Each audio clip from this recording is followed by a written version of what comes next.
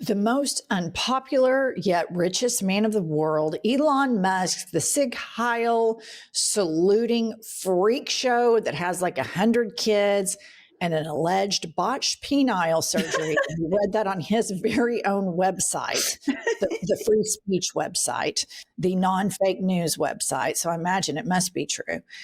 Has endorsed Democrat Andrew Cuomo for mayor. Kylie popped this up. And here we have Elon endorses Cuomo. I mean, what an accomplishment for Andrew Cuomo. And then Zohran Mamdani retweets with comments and says another big endorsement for @Andrew Cuomo. And it only costs $959 million in tax breaks. And let's just take a moment to ponder that, Pumps. Imagine you're so rich that you get $959 million in tax breaks. And per MAGA, I don't believe this, and I know you don't, but they're an America first, America's for Americans only. This MFer wasn't even born in the United States. No, he wasn't born here. And let me just tell you this. Elon Musk's Doge was a complete and total shit show. They didn't say. Hang on, let me ask you something about that. Okay. Don't you think that there was some illegal shit that went on with that too? Of course. I would bet my right arm, my left arm, and both my French bulldogs that there was on a daily basis. I mean, there's no doubt about that.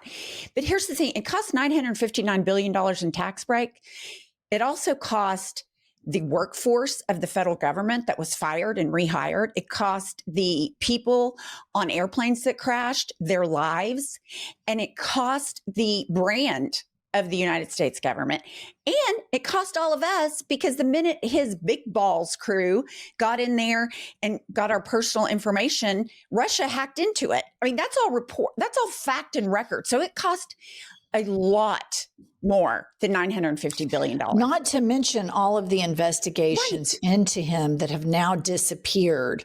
Allegations of racism, allegations of safety, a lot of investigations into his company. Because at the end of the day, if you're a billionaire, you have earned a lot of that via exploitation, via labor exploitation. And something in these guys breaks when they get that successful at capitalism, and the moral rot that ensues is just an advertisement against capitalism big time. All right, moving along. Zohran was on Brian Tyler Cohen, and he was asked as to why they are so terrified about him. Play the clip. They're terrified of the prospect of us actually delivering on the same message that they ran on, because it would show in such stark contrast what they do with power and what we do with power, right? This is a president who ran on cheaper groceries, who's now spending $300 million to remodel a White House ballroom, the same amount of money that could give SNAP benefits to 100,000 New Yorkers. So the contrast is one that would be too great for them to bear. And that's what we have the opportunity to show, is that we don't just diagnose the affordability crisis in the lives of working class New Yorkers, we also deliver on that same crisis. So, Pumps, there is something that's happening both on the right and on the left, and it is an economic populist message. Zohran has read this perfectly. He has run an incredible campaign against massive headwinds of billionaire donations, xenophobia, culture wars, all of the stuff, right? Same stuff they did with Barack Obama, and even more so because he actually is Muslim. And on the right, you see the exact same thing happening. You see this economic populist message come up. Recently, you've heard right-wing influencers talk about billionaires and their exploitation. And so there is a void that either side is going to fill right now. And for people that are next to their voter registration, a lot of those people, listener, Pumps and I can tell you, in flyover states, particularly religious flyover states, they are as deeply indoctrinated to be Republicans as they are to be Christian. And so the Democratic Party unity is so important right now.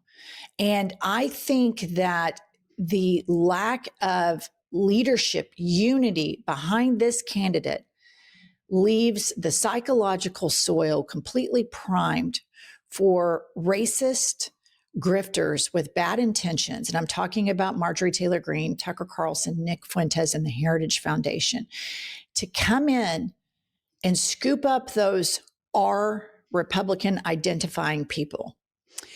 When you look at the crowds that go to AOC, Mamdani, Bernie Sanders, and then you look at the message that they have, it is the populist message. It is for the working class. It's, livable wages. After this election, and let's just, theorize that Zoran's going to win by a large margin. Do you think the Democratic establishment will at that point say, we have to shift gears here? Or because they didn't say, let's shift gears here, President, Senate, Congress, after they got wiped out in that. Do you think this will be enough of a catalyst with the 2024 election results? Or do you think we're going to still be here 6 months later begging the Democratic establishment and leadership to get on board with the populist message? I think that as long as some of these leaders, and I'm talking specifically about Booker, Hakeem, and Chuckles, as long as they are taking AIPAC money and don't have moral clarity about the war crimes and the genocide that are happening, they're always going to be clouded because they are prioritizing the priorities of a group of lobbyists that spent $350 million to elect Kanks. And that is such a conflict of interest that you're taking money from the same people that preferred Donald Trump presidency. You're taking money from the same people that spent the same amount of money as Elon Musk to get this guy elected. And you don't say, hey, hold up a second. Joe Biden had this exact same ceasefire deal, Right. but Netanyahu spiked it because he wanted Donald Trump to win. It is such an inherent conflict of interest.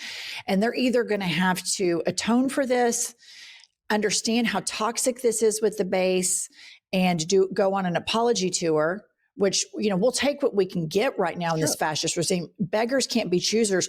We'll gladly be like, okay, thank you. Thank you for acknowledging that. Now let's go beat these fucking fascists. So I don't know, Pumps. I think if he wins by a lot, double digits, we're going to start seeing some softening there.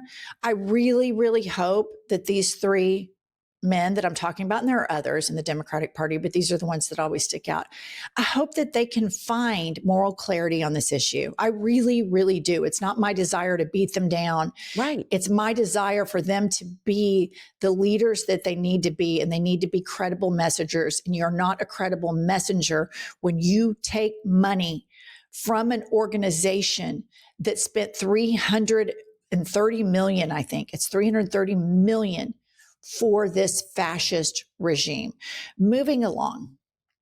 Speaking of fascists, of course, listener, Pumps and I love to browbeat little Moses Mike Grinder Johnson. And this little skank, he plays dumb and plays possum. It's unbelievable. Like I have never seen. The fact that he can even go get in front of a microphone every day is a psychological case study I'll do in the future in my spare time if we save democracy.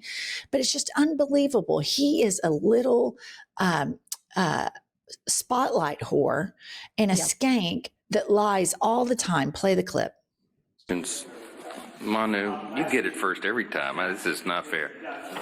Last week, you came here to these mics, and you were very critical of Joe Biden's use of the auto pen, his pardons. You said you didn't even know who he was pardoning. But last night on 60 Minutes, President Trump admitted not knowing he pardoned a crypto billionaire who pleaded guilty to money laundering. Does that also concern you? I don't know anything about that. I didn't see the interview. You have to ask the president about that. I'm not sure. Yes, ma'am. It is unbelievable.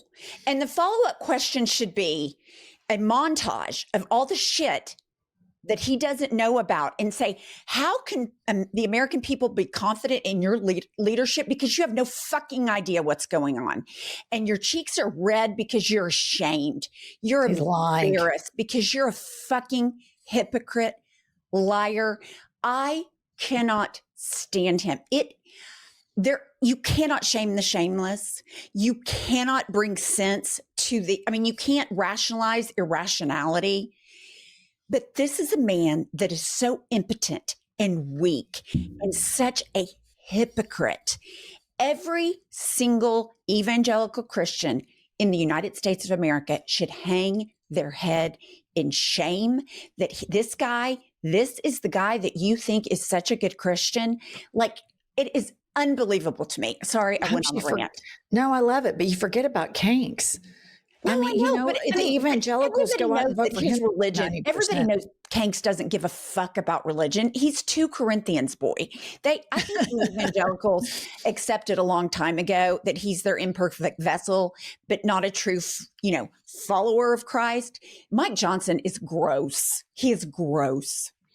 He's absolutely disgusting. And I've never seen a person that has so much power be such a pussy as Moses Mike Grinder Johnson. Literally is the Speaker of the House. Think about Nancy Pelosi when she was Speaker of the House. She fucking whipped everybody into shape, and there was zero fucking around. So we're going to get to Nancy in a second, but I want to, I browbeat Hakeem all the time, and Hakeem, I don't enjoy it. I want you to get some moral clarity on the fact that you didn't endorse the Democratic candidate that won by 13 points until like a week before the election, and you did this lackluster puss boy endorsement. But I see that you have some fire in you, and I want to praise you when you do well. And here is Hakeem going off about MAGA, and I love it, and I want more of this out of Hakeem, and I think this is A+. Play the video. At least on a personal note, how does it feel to work with so many grown adults who have been obstructing the release of these Epstein files and, in fact, protecting pedophiles? Well, the Trump administration and Mike Johnson are running a pedophile protection program. That's what they've been doing. And that's the reason why they refused to swear in Representative-elect Adelita Grijalva. For weeks now. She was elected in late September decisively. And Representative-elect Adelita Grijalva still hasn't been sworn in because she'll become the 218th vote on an up or down piece of legislation that will require the Department of Justice to release the Epstein files. And yet week after week after week have gone by, and Representative-elect Adelita Grijalva is unable to serve 800,000 plus people in the state of Arizona, all because of the pedophile protection program being run by Mike Johnson and House Republicans at the direction of their boss, Donald J. Trump. Love it. Love it. Love it. Love it. That should be all day, every day. Flood the zone with that shit.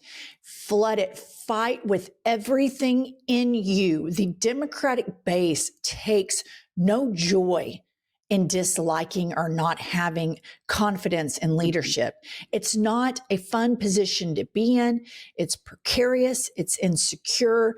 And we need to feel like you're a fighter. And that was excellent. I like how you named Mike Johnson as a pedophile protector, and he's running a pedophile protection program at the instruction of Kanks, who everybody knows during the day has Moses Mike Grinder Johnson's balls in the desk drawer at the Oval Office, while at night they're teabagging around Grinder. All right. And then I want to bring you to former Speaker of the House, Nancy Pelosi. And sometimes I just love the way she just gives it. It's satisfying for me to hear this shit. Play the clip. It's a vile creature. The worst thing on the face of the earth. But anyway. You think he's the worst thing on the face of the earth? I do, yeah. I do. Why is that? because he's the President of the United States and he does not honor the Constitution of the United States. In fact, he's turned the Supreme Court into a rogue court. He's abolished the House of Representatives.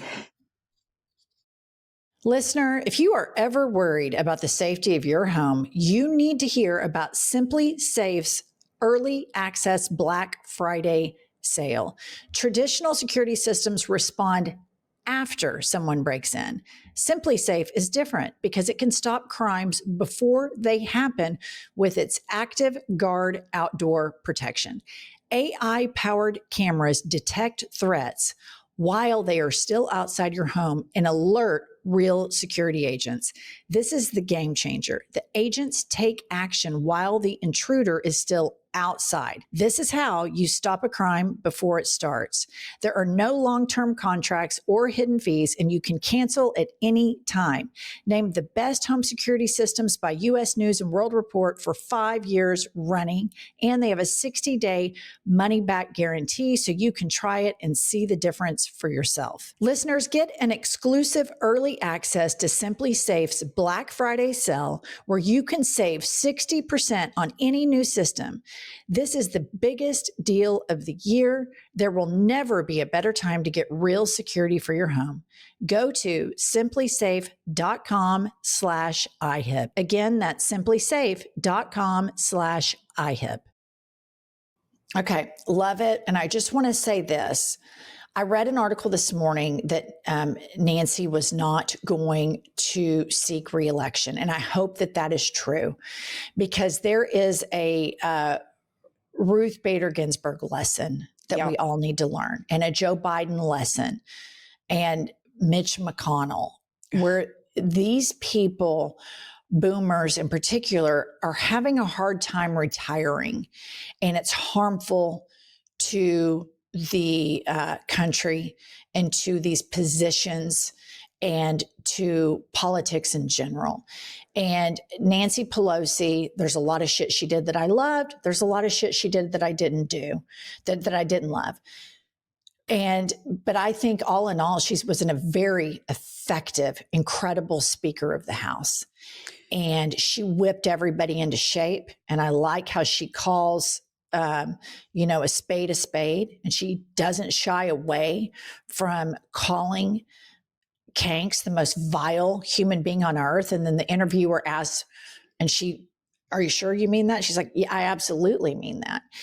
And I hope that she retires, and we thank her for her service, but it is time to pass the torch to a new generation of elected officials.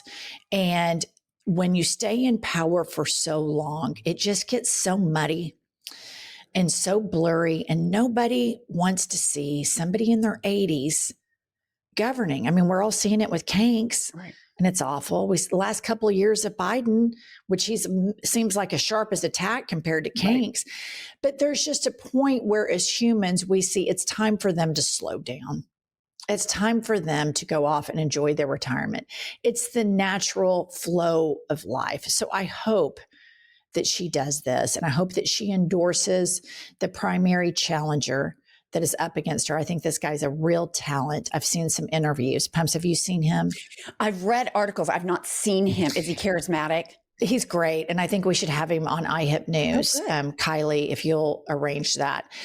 So I hope that we don't have to keep battling these geriatric candidates. I believe in Maine, the current governor, who is 80 years old, is running for Senate, Susan Collins' seat. I think this is just a really bad move by the Democratic Party. Of course, Chuck Schumer endorsed her so fast it'd make your head spin. But anyway, all right, listen, it's election day. Everybody go vote if you can vote where you live. Buy our book. It's a great way to support our podcast. And Pumps, you look so glamorous modeling the book there. I'm doing my best. Price is Right. Yeah, you did. You look gorgeous. All right. Subscribe, like, comment to feed our algorithm, and we'll be back later with more news.